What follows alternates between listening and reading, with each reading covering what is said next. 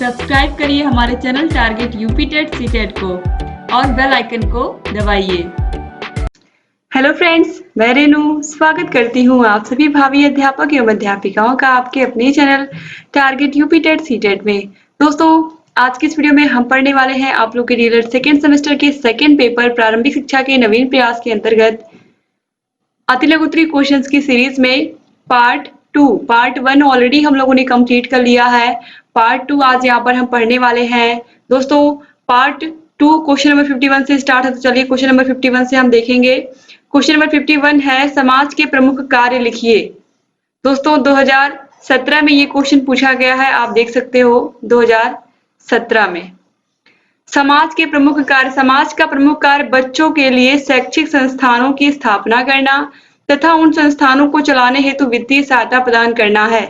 समाज का मुख्य कार्य क्या है कि बच्चों के लिए शैक्षिक संस्थाओं की स्थापना मतलब स्कूल खोलना और उन स्कूलों को वित्तीय सहायता मतलब धनराशि उपलब्ध करवाना कि अच्छे से बच्चे स्कूल में पढ़ाई कर सके। ये समाज का दायित्व होता है।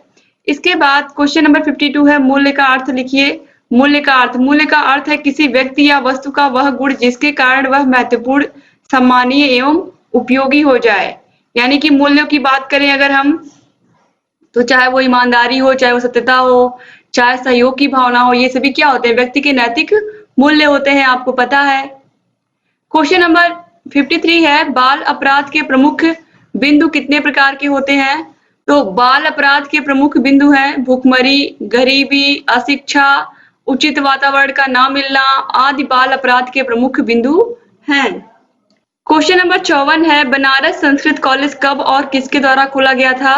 तो बनारस संस्कृत कॉलेज 1791 में जोनावाल डंकन के प्रयासों से खोला गया था। दोस्तों, ये सब क्वेश्चन आप देखिए एग्जाम में पूछे हुए हैं, इनको आप जरूर याद रखिएगा। क्वेश्चन नंबर 55 है मैकाले ने अपना विवरण कब प्रस्तुत किया था? मैकाले ने अपना विवरण पत्र 2 फरवरी 1935 में प्रस्तुत किया था। क्वेश्चन नंबर 56 है वुड घोषणा पत्र के आधार पर कंपनी ने शिक्षा नीति कब घोषित की? दोस्तों, वुड के घोषणा पत्र के आधार पर कंपनी ने 19 जुलाई 1854 को अपनी शिक्षा नीति घोषित की। वुड घोषणा पत्र जिसे हम भारतीय शिक्षा का मैग्ना कार्टा भी कहते हैं, ये एग्जाम में बार बार पूछा गया है, ये क्वेश्चन बहुत ही इंपॉर्टेंट है। वुड का घोषणा पत्र 19 जुलाई 1854 को प्रस्तुत किया गया था। क्वेश्चन नंबर 57 है शिक्षा के व्यक्तिक और सामाजिक उद्देश्यों का समन्वय आवश्यक है क्योंकि शिक्षा व्यक्ति की खुशी और राज्य कल्याण के लिए है। यह कथन किसका है? दोस्तों, यह कथन है प्लेटो का। क्वेश्चन नंबर 58 है प्राथमिक शिक्षा कब प्रारंभ होती है? प्राथमिक शिक्षा 6 वर्ष से लेकर के 14 वर्ष तक होती है। यहाँ पर 12 वर्ष लिखा है, लेकिन प्राथमिक शिक्षा जो होती है बच्चे की, आपको पता है 6 से लेकर के 14 वर्ष तक की शिक्षा को प्राथमिक शिक्षा से जोड़ा गया है, जिसमें बच्चा कक्षा 1 से लेकर के 5 तक प्राथमिक में, उसके बाद उच्च प्राथमिक में जाता है 6 से लेकर के 8 तक। तो इस तरीके से बच्चे की प्राथमिक शिक्षा हम 6 वर्ष से लेकर के 14 वर्ष तक मानते हैं, यानी कि कक्षा 1 से लेकर के 8 तक की। तो यहाँ पर आप 14 कर लीजिएगा। क्वेश्चन नंबर 59 है संविधान के अनुच्छेद 21A के भाग 3 के अंतर्गत मूल अधिकारों में क्या निहित है? अनुच्छेद 21A में क्या लिखा गया है? आप लोगों को मैंने बार बार बताया है कि अनुच्छेद 21A में यही लिखा गया है कि 6 से लेकर के 14 वर्ष तक के बच्चों को निःशुल्क एवं अनिवार्य शिक्षा क्या है? उनका मूल अधिकार है। तो ये 6 से लेकर के 14 वर्ष तक के बालकों की शिक्षा क्या है? निःशुल्क और अनिवार्य है, ये सभी बच्चों का मूल अधिकार है। और 6 से लेकर के 14 वर्ष तक के बालकों की जो शिक्षा होती है, ये इसे हम प्राथमिक शिक्षा से ही जोड़ते हैं या प्राथमिक शिक्षा ही कहते हैं। क्वेश्चन नंबर 60 है कलकत्ता मदरसा की स्थापना कब और किसने की थी? कलकत्ता मदरसा की स्थापना 1781 में गवर्नर जनरल वॉरेन हेस्टिंग्स द्वारा की गई थी। क्वेश्चन नंबर 61 है मिशन स्कूलों की 4 विशेषताएं लिखिए या मिशनरी स्कूलों की 4 विशेषताएं लिखिए। मिशन स्कूलों में अंग्रेजी माध्यम से शिक्षा दी जाती थी। मिशनरी स्कूलों में ईसाई धर्म की शिक्षा दी जाती थी। मिशनरी स्कूलों में विद्यालय का समय निश्चित होता था और मिशनरी स्कूलों में रविवार को विद्यालय में अवकाश रहता था। ये जो मिशनरी विद्यालय थे, ये बिल्कुल जिस तरीके से जो फॉरेन में स्कूल होते हैं जिसमें ईसाई धर्म के लोग रहते थे, जो जिन्हें हम फादर कहते हैं, आपको पता है कि किस तरीके से ये लोग अपने स्कूल में अंग्रेजी माध्यम से शिक्षा देते थे। यानी कि जैसे अगर भारत में लोग हिंदी बोल रहे हैं, हिंदी भाषा में वो शिक्षा नहीं देते थे, वो केवल अंग्रेजी भाषा में शिक्षा देते थे और वो ईसाई धर्म की शिक्षा देते थे इन स्कूलों में। ठीक है। और स्कूल का समय क्या होता था, फिक्स होता था। ये ईसाई मिशनरियों के द्वारा ही ये स्कूल चलाए जाते थे। और चूंकि अंग्रेजों का शासन था अपने देश में, आपको पता ही है। क्वेश्चन नंबर 62 है एसओपीटी का पूरा नाम। ये जो फुल नेम है ये बहुत इंपॉर्टेंट है, चाहे डीपीईपी हो, इसके अलावा एनपीईजीईएल हो, मैंने बार बार इन सभी का फुल फॉर्म आप लोगों को बताया है। तो special orientation for primary teacher. Question number 63 है पी मोस्ट क्या है, अथवा पी मोस्ट कार्यक्रम का मुख्य उद्देश्य क्या है। पी मोस्ट सेवारत अध्यापकों का विस्तृत अभिविन्यास कार्यक्रम है, जिसका उद्देश्य उच्च प्राथमिक शिक्षा को उन्नतशील बनाना है। क्वेश्चन नंबर 64 है ऑपरेशन ब्लैक बोर्ड योजना के अंतर्गत प्रत्येक विद्यालय को दी जाने वाली किन्हीं 4 सुविधाओं का नाम लिखिए। दोस्तों, अध्यापकों का विस्तृत अभिविन्यास कार्यक्रम, लघु औजार किट, गणित किट, ब्लैक बोर्ड, आप सभी को पता है ये सभी ऑपरेशन ब्लैक बोर्ड योजना के अंतर्गत सभी विद्यालयों को सुविधाएं दी जाती हैं इस तरीके की। क्वेश्चन नंबर 65 है राष्ट्रीय बाल श्रम परियोजना का उद्देश्य क्या है। दोस्तों, राष्ट्रीय बाल श्रम परियोजना का मुख्य उद्देश्य यह है कि जो बच्चे खतरनाक और जोखिम वाले धंधों तथा प्रक्रियाओं से बाल श्रमिकों को बाहर निकालना और इनका पुनर्वास करना। यानी कि जहां पर भी जो भी बच्चे खतरनाक कारखानों में या जोखिम पूर्ण कार्य करते हैं, उन्हें इन सभी से बाहर निकाला। इन प्रक्रियाओं से जो भी 6 वर्ष से लेकर के 14 वर्ष के अंदर के बालक हैं, उन्हें यहाँ पर कार्य करने से रोकना और इन्हें इन श्रमिक जीवन से बाहर निकालना और इनका पुनर्वास करना, यानी कि इनको रहने के लिए और इनको पढ़ने के लिए सरकार सुविधा देती है। क्वेश्चन नंबर 66 है लॉर्ड कर्जन की शैक्षिक नीतियों में शिमला शिक्षा सम्मेलन 1901 बताइए। लॉर्ड कर्जन ने 1901 में शिमला शिक्षा सम्मेलन का आयोजन शिक्षा सुधार कार्य को व्यवहारिक रूप प्रदान करने के लिए किया था। 1901 में शिमला शिक्षा सम्मेलन हुआ था, ये बहुत महत्वपूर्ण है। क्वेश्चन नंबर 67 है राष्ट्रीय शिक्षा नीति 1992 में राष्ट्रीय शिक्षा व्यवस्था के विषय में क्या कहा गया। दोस्तों, राष्ट्रीय शिक्षा नीति 1992 में 10+2+3 की शिक्षा संरचना के बारे में कहा गया था। क्वेश्चन नंबर 68 है शिक्षा बिना बोझ के नामक शीर्षक किसके रिपोर्ट में प्रस्तुत की गई। शिक्षा बिना बोझ के या बस्ते का बोझ, इस शीर्षक से रिपोर्ट प्रस्तुत की गई थी यशपाल समिति की, जो कि 1992 में गठित की गई थी। क्वेश्चन नंबर 69 है जिला प्राथमिक शिक्षा कार्यक्रम यानी कि DPEP district primary education programme किस बैंक की वित्तीय सहायता से संचालित किया गया। तो दोस्तों, ये विश्व बैंक की सहायता से कार्यक्रम संचालित किया गया था। कौन सा? डीपीईपी। क्वेश्चन नंबर 70 है एनसीएफटीई 2009 क्या है। National curriculum framework for teacher education 2009। यह शिक्षा का प्रोग्राम तथा योजना है जो आगामी वर्षों में भारत आ सकती है, या ये कहें कि भारत की शिक्षा व्यवस्था में ये शामिल हो सकती है।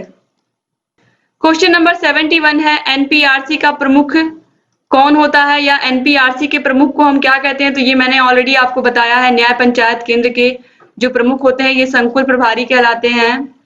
क्वेश्चन नंबर 72 है ग्राम शिक्षा समिति का अध्यक्ष कौन होता है। अच्छे से मैंने आप लोगों को ये भी समझाया कि ग्राम शिक्षा समिति, सबसे पहले क्या आ रहा है इसमें, ग्राम, गांव का मुखिया कौन होता है। गांव में सबसे मुखिया जो होता है वो होता है वहां का ग्राम प्रधान। तो ग्राम प्रधान को क्या बनाया जाएगा, अध्यक्ष बनाया जाएगा। अब ग्राम के बाद आता है शिक्षा, तो शिक्षा में स्कूल में सबसे बड़ा कौन होता है, वहां का प्रधानाध्यापक। तो शिक्षा में यानी कि जो वहां पर सचिव होंगे ग्राम शिक्षा समिति के, वो होंगे प्रधानाध्यापक। तो अध्यक्ष ग्राम प्रधान और सचिव प्रधानाध्यापक। देखिए सेम वही क्वेश्चन पूछा है यहाँ पर कि ग्राम शिक्षा समिति का सचिव कौन होता है। तो शिक्षा में प्रधानाध्यापक क्या होते हैं, सचिव होते हैं, और अध्यक्ष कौन होता है, ग्राम प्रधान होता है। क्वेश्चन नंबर 74 है बीआरसी का पूरा नाम क्या है। बीआरसी का पूरा नाम है ब्लॉक संसाधन केंद्र या block resource centre. Question number 75 है डाइट का पूरा नाम क्या है, जिला शिक्षा एवं प्रशिक्षण संस्थान। क्वेश्चन नंबर 76 है एनपीआरसी का पूरा नाम क्या है, न्याय पंचायत संसाधन केंद्र। क्वेश्चन नंबर 77 है संशोधित राष्ट्रीय शिक्षा नीति 1992 को किस अन्य नाम से जानते हैं। तो प्रोग्राम ऑफ एक्शन 1992 के नाम से हम इसको जानते हैं, या शिक्षा बिना बोझ के नाम से भी जानते हैं। क्वेश्चन नंबर 78 है यशपाल समिति का गठन कब किया गया। यशपाल समिति का गठन 1992 में 1992 में किया गया। उम्मीद करती हूँ कि आपको ये सभी चीजें धीरे धीरे याद हो गई होंगी। विश्वविद्यालय शिक्षा के लिए पहली बार स्वतंत्रता के बाद जो बनाया गया था, जो समिति बनाई गई थी, उसके अध्यक्ष डॉक्टर राधाकृष्णन थे। उन्होंने विश्वविद्यालय शिक्षा में सुधार की बात की थी और ये बना था 1948 में। इसके बाद मुंडालेर आयोग 1952 में। इसके बाद फिर हम बात करें अगर तो राष्ट्रीय शिक्षा आयोग 1964 की, जिसके अध्यक्ष थे DS कोठारी जी। इसके बाद राष्ट्रीय शिक्षा नीति 1968 आई, फिर राष्ट्रीय शिक्षा नीति 1986 आई। उसके बाद आचार्य राम मूर्ति समिति 1990 में आई, फिर प्रोग्राम ऑफ एक्शन या यशपाल समिति 1992 में आई। ये सभी सन आप लोगों को याद रखने हैं, इसीलिए मैंने यहाँ पर लिखा है आप लोग के सामने। इसके अलावा एक और समिति है 1929 में हरटांग समिति बनी थी। इसने अपव्यय और अवरोधन को पहली बार अपव्यय और अवरोधन की समस्या से सबको अवगत कराया था कि कैसे इसको दूर किया जा सके। तो इन सभी को आपको याद रखना है, इन सभी सन को, क्योंकि ये बहुत ही महत्वपूर्ण है। क्वेश्चन नंबर 79 है, शिक्षा बिना बोझ के यह रिपोर्ट यशपाल समिति द्वारा कब प्रस्तुत की गई? तो शिक्षा बिना बोझ के यह रिपोर्ट यशपाल समिति द्वारा 1993 में प्रस्तुत की गई, यानी कि 1992 में गठन हुआ था और 1993 में इन्होंने अपना रिपोर्ट प्रस्तुत कर दिया था। क्वेश्चन नंबर 80 है, न्यूपा का अध्यक्ष कौन होता है? तो न्यूपा का अध्यक्ष जो होता है वो अवकाश प्राप्त IAS ऑफिसर होते हैं। क्वेश्चन नंबर 81 है, न्यूपा का मुख्यालय कहाँ है? तो न्यूपा का मुख्यालय दिल्ली में है। क्वेश्चन नंबर 82 है, RTE का पूरा नाम क्या है? तो RTE का पूरा नाम है right to education. Question number 83 है, वर्तमान में शिक्षा को किस सूची में रखा गया है? तो दोस्तों शिक्षा को मैं बार बार बता चुकी हूँ आपको, शिक्षा को समवर्ती सूची में रखा गया। 3 सूचियां होती हैं, राज्य सूची, केंद्रीय सूची और समवर्ती सूची। तो जो समवर्ती सूची होती है इस पर राज्य सरकार भी कानून बना सकती है और केंद्र सरकार भी कानून बना सकती है। क्वेश्चन नंबर 84 है, भारतीय शिक्षा आयोग का गठन कब हुआ? भारतीय शिक्षा आयोग का गठन, दोस्तों अगर भारतीय शिक्षा आयोग पूछता है तो भारतीय शिक्षा आयोग का मतलब है, यहाँ पर बात हो रही है हंटर कमीशन की। भारतीय शिक्षा आयोग का मतलब हंटर कमीशन की बात हो रही है। तो हंटर कमीशन का गठन हुआ था 1882 में, 1882 में हुआ था, याद रखिएगा आप लोग। और अगर राष्ट्रीय शिक्षा नीति का, राष्ट्रीय शिक्षा आयोग का बात करेगा तो वहां पर होगा 1964, जो कि जिसके अध्यक्ष थे DS कोठारी। क्वेश्चन नंबर 85 है, कोठारी आयोग का गठन कब हुआ? तो 14 जुलाई 1964 को। क्वेश्चन नंबर 86 है, कोठारी आयोग के अध्यक्ष कौन थे? Professor DS Kothari. ये सब मैं आपको बता चुकी हूँ कई बार। क्वेश्चन नंबर 87 है, समवर्ती सूची में दिए गए विषयों पर नीति एवं कानून बनाने का अधिकार किस सरकार को है? ये भी मैं आपको समझा चुकी हूँ कि समवर्ती सूची पर केंद्र और राज्य सरकारें दोनों मिलकर के कानून बना सकती हैं। और आप देख सकते हैं ये क्वेश्चन पूछा भी गया 2016 में। क्वेश्चन नंबर 88 है, भारत के एक पंथ निरपेक्ष राष्ट्र की घोषणा का उल्लेख कहाँ पर है? तो संविधान के 42वें संशोधन में क्या है? भारत के पंथ निरपेक्ष राष्ट्र की घोषणा का उल्लेख है। इसका मतलब है, पंथ निरपेक्ष का मतलब है कि किसी भी एक धर्म को मान्यता नहीं दी गई है। यहाँ पर सभी धर्म एक समान है, किसी के साथ कोई भेदभाव नहीं यहाँ पर है। और सभी धर्मों के लोग अपने अपने धर्म का सम्मान करें, अपने अपने धर्म का आदर करें और सभी धर्मों को यहाँ पर बराबर अधिकार प्राप्त है, चाहे हिंदू, मुस्लिम, सिख, ईसाई, सभी लोगों को। क्वेश्चन नंबर 89 है, पाठशाला को बाग, शिशु को पौधा और शिक्षक को माली किसने कहा है? आपको अच्छे से पता है। बाल उद्यान किसने कहा है पाठशाला को? फ्रॉबेल ने। इन्होंने किंडरगार्टन का नाम दिया था स्कूलों को। क्वेश्चन नंबर 90 है, प्रयोजनवाद किसमें आस्था नहीं रखता है? तो प्रयोजनवाद ईश्वरीय सत्ता में विश्वास नहीं रखता है। क्वेश्चन नंबर 91 है, प्रश्न शिक्षण विधि के जनक कौन है? तो प्रश्न शिक्षण विधि के जनक सुकरात हैं या प्रश्नोत्तर विधि के जनक सुकरात हैं। इस तरीके से भी क्वेश्चन आता है एग्जाम में। क्वेश्चन नंबर 92 है, प्रकृति को दूसरे किस नाम से जाना जाता है? तो दोस्तों प्रकृति को भौतिकवाद के नाम से भी जाना जाता है। क्वेश्चन नंबर 93 है, फ्रॉबेल ने किंडरगार्टन कब प्रारंभ किया? दोस्तों फ्रॉबेल ने किंडरगार्टन 1839 में प्रारंभ किया था। क्वेश्चन नंबर 94 है, राज्य शिक्षा संस्थान कहाँ पर है? राज्य शिक्षा संस्थान इलाहाबाद में है। क्वेश्चन नंबर 95, राज्य विज्ञान शिक्षा संस्थान कहाँ है? तो राज्य विज्ञान शिक्षा संस्थान भी इलाहाबाद में है, जिसे हम प्रयागराज के नाम से आज जानते हैं। क्वेश्चन नंबर 96 है, राज्य हिंदी शिक्षा संस्थान कहाँ है? राज्य हिंदी संस्थान जब पूछेगा तो ये बनारस में है या वाराणसी में है, याद रखिएगा आप लोग। क्वेश्चन नंबर 97 है, आंग्ल भाषा शिक्षण संस्थान कहाँ है? तो आंग्ल भाषा शिक्षण संस्थान इलाहाबाद में है। और दोस्तों इसके बाद आप देखिए अगला क्वेश्चन है क्वेश्चन नंबर 98, मनोविज्ञान का निर्देशन विभाग कहाँ? मनोविज्ञान शाला उत्तर प्रदेश में कहाँ है? इस तरीके से भी क्वेश्चन आता है। तो ये इलाहाबाद में है, अच्छे से याद रखिएगा आप लोग, जिससे प्रयागराज के नाम से जानते हैं आज। क्वेश्चन नंबर 99, राज्य शैक्षिक तकनीकी संस्थान कहाँ पर है? तो राज्य शैक्षिक तकनीकी संस्थान है लखनऊ में। राज्य परियोजना कार्यालय ये भी है लखनऊ में। दोस्तों अब यहाँ पर देखिए एक क्वेश्चन और है, इसके बाद मैं आपको समझाती हूँ यहाँ पर किस तरीके से आपको इसको याद रखना है। उच्च अध्ययन शिक्षा संस्थान कहाँ पर है? उच्च अध्ययन शिक्षा संस्थान कहाँ पर है? इलाहाबाद में। अब यहाँ पर आप देखिए, आपको खाली अगर बनारस की बात होगी तो बनारस में केवल और केवल क्या है? राज्य हिंदी संस्थान है। राज्य हिंदी संस्थान केवल और केवल है बनारस में, और बनारस में कुछ नहीं। ठीक है, आपके एग्जाम की दृष्टि से जो मैं बता रही हूँ उसको आप ध्यान दीजिए। अब इसके बाद अगर मैं राज्य परियोजना कार्यालय की बात करूं और राज्य शैक्षिक तकनीकी संस्थान की बात करूं, राज्य शैक्षिक तकनीकी संस्थान और राज्य परियोजना कार्यालय ये दोनों हैं लखनऊ में। आप देखिए ये दोनों लखनऊ में है। बाकी जितने भी यहाँ पर विभाग हैं, जितने भी संस्थान हैं, आप सब देखिए सबके सब इलाहाबाद में है। तो जो लखनऊ में है और जो बनारस में, उसको आप याद रखिए। बाकी और कोई भी क्वेश्चन आएगा तो वो इलाहाबाद ही उसका आंसर होगा, तो गलत नहीं होगा। ठीक है, इसके अलावा आप लोगों को पता ही है पीएनपी का भी कार्यालय इलाहाबाद में है, तो ये सब ऑलरेडी आप लोगों को ऑलरेडी पता ही है।